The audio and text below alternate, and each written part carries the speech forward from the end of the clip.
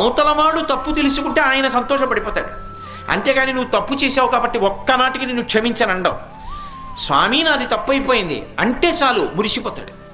అందుకే అందరికన్నా సులభుడు ఎవరంటే ఆరాధనలో విఘ్నేశ్వరుడే.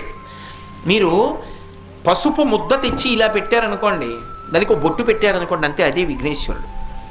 దానికి మూర్తి కానీ పూర్ణకుంభం కానీ ఏం అక్కర్లేదు.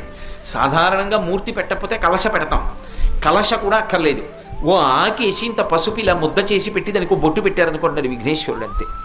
ఎందుకంటే పార్వతీదేవి ఒంటికి పసుపు నలుగు పెట్టుకు తీసిన ప్రాణప్రతిష్ఠ చేసింది కాబట్టి ఇప్పటికే పసుపు ముద్ద అక్కడ పెట్టి ఆవాహయామి అంటే వచ్చేస్తాడు. అంత తేలికగా వస్తాడు, అంత తేలికైన పూజ పొందుతాడు. ఆయనకి చాలా తేలికగా పూజ చేయడానికి అవకాశం ఉన్నంతగా ఎక్కడా ఎవరి విషయంలో ఉండదు. ఆయన గరికతో పూజ ఇష్టపడతాడు.